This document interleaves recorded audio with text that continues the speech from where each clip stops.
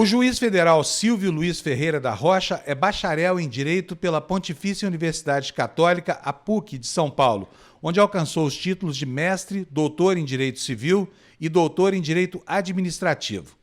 Na mesma universidade, obteve a livre docência em Direito Administrativo, além de atuar como professor assistente doutor dos departamentos de Direito Civil e Direito Público. Também na PUC de São Paulo, leciona na graduação e pós-graduação as disciplinas de Direito Civil, Direito Administrativo e Teoria Geral do Direito. Foi juiz de Direito do Estado de São Paulo de 1989 a 1993. É juiz federal da Terceira Região de São Paulo desde novembro de 93, titular da 10ª Vara Criminal especializada em crimes contra o sistema financeiro e lavagem. Exerceu ainda a função de juiz auxiliar do Corregedor Regional do Tribunal Regional Federal da Terceira Região e juiz auxiliar do vice-presidente da mesma corte, além de ter ocupado o cargo de conselheiro do Conselho Nacional de Justiça por indicação do Superior Tribunal de Justiça no biênio 2011-2013. Em 2015, foi nomeado membro associado do Foro Ibero-Americano de Direito Administrativo, FIDA, e em 2020, membro do Instituto Internacional de Direito Administrativo. O juiz federal é autor de inúmeras obras jurídicas, dentre elas Responsabilidade Civil pelo Fato do Produto no Direito Brasileiro, Terceiro Setor, Função Social da Propriedade Pública e Manual de Direito Administrativo. O magistrado desempenhou papel de destaque na sessão do Senado Federal destinada a debater o projeto de lei 280/2016, que define os crimes de abuso de autoridade. Em um trecho de sua fala, salientou: mas muitas vezes é preciso ter coragem, tanto a magistratura como o Poder Legislativo, para dizer que numa sociedade democrática, numa sociedade plural, numa sociedade que preza a defesa dos direitos humanos, efetivamente, às vezes, é preciso se opor a essa maioria, né? E eu gosto muito de exemplos históricos. Acho que se Pilatos não tivesse lavado a mão no credo, talvez Jesus não tivesse sido crucificado. Lembrando que, efetivamente, eles optaram por soltar Barrabás e manter Jesus preso. Então, a gente precisa ter essa dimensão e essa coragem. Todas a todos, excelentíssimos senhores conselheiros, João Antônio da Silva Filho, Roberto Braguin, Eduardo Tuma, Maurício Faria, Domingos de Sei, excelentíssimos senhores homenageados, ministro Ricardo Lewandowski, professor e amigo Celso Antônio Bandeira de Mello, a memória de Bruno Covas.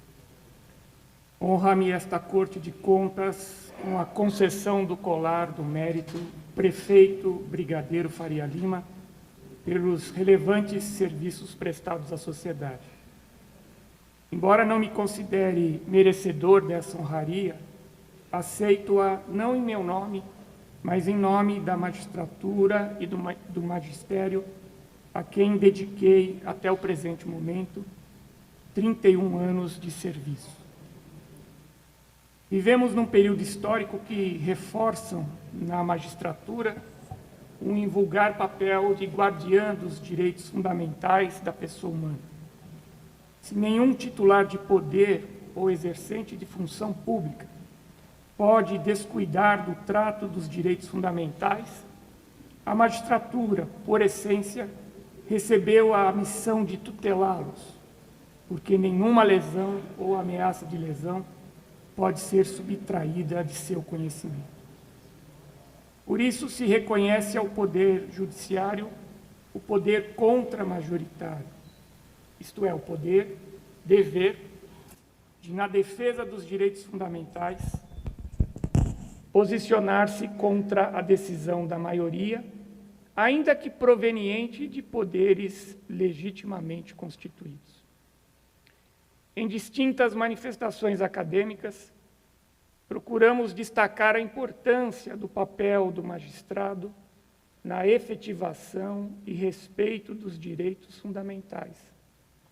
Mesmo quando diante do delicado tema da corrupção, que desperta em diversos segmentos sociais justos sentimentos de repulsa.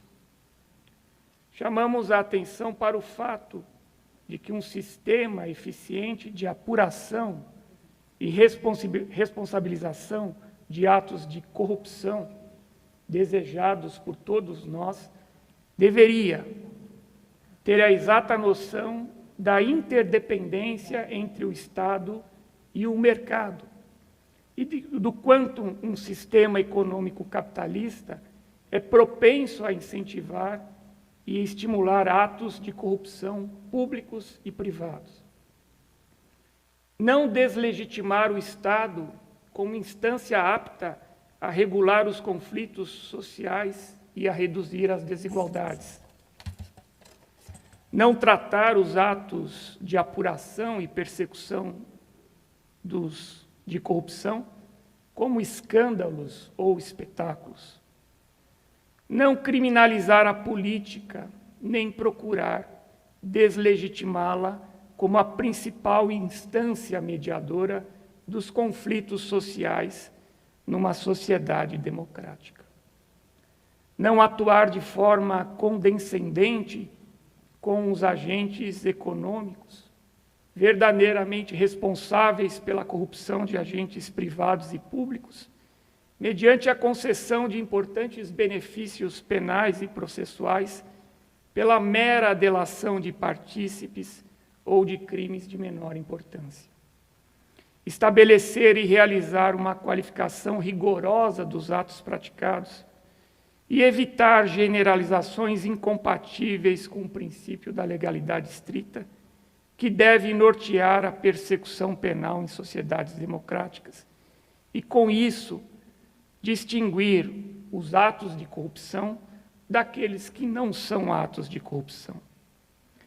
Assegurar, no contexto de um sistema democrático, um julgamento justo a todos os acusados.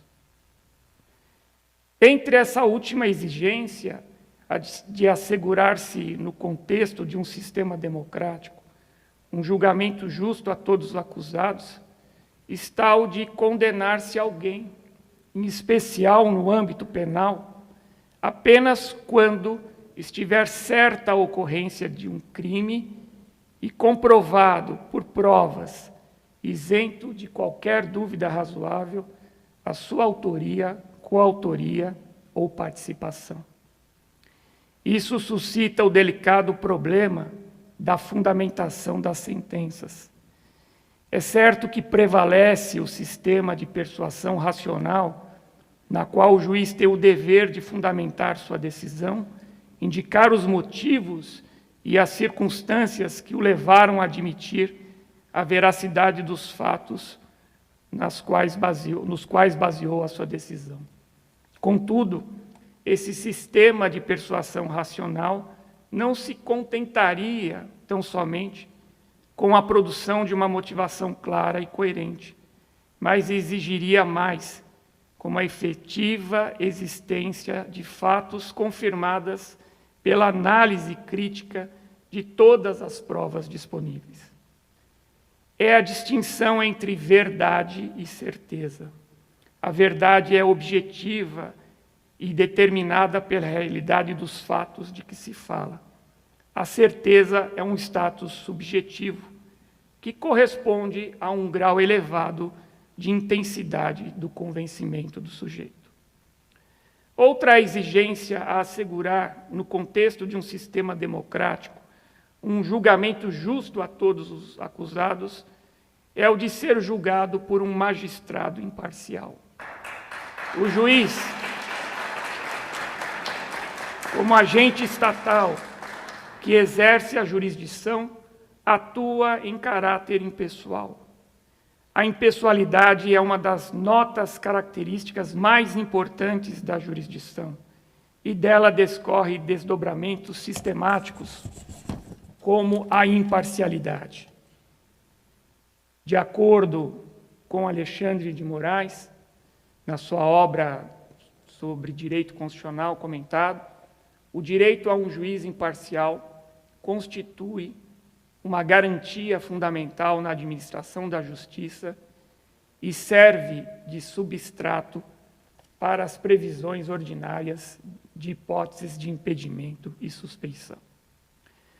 No que diz a respeito à imparcialidade, o artigo 8º do Código de Ética define o magistrado imparcial como aquele que busca nas provas a verdade dos fatos, com objetividade e fundamento, e mantém ao longo de todo o processo uma distância equivalente das partes e evita todo tipo de comportamento que possa refletir favoritismo, predisposição ou preconceito.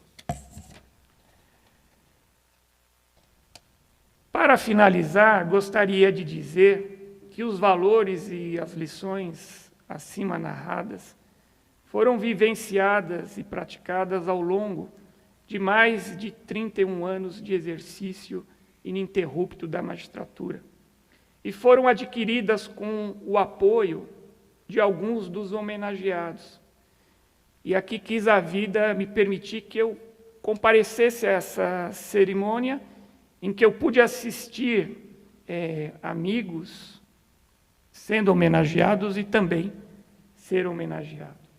E eu vou citar aqui, como lição de vida recebida, a do professor Celso Antônio Bandeira de Mello, de quem eu tive a honra de ser aluno a partir dos anos de 1983, depois orientando, depois nos tornamos colegas no Departamento de Direito Público da Pontifícia Universidade Católica e, por último, nos tornamos amigos.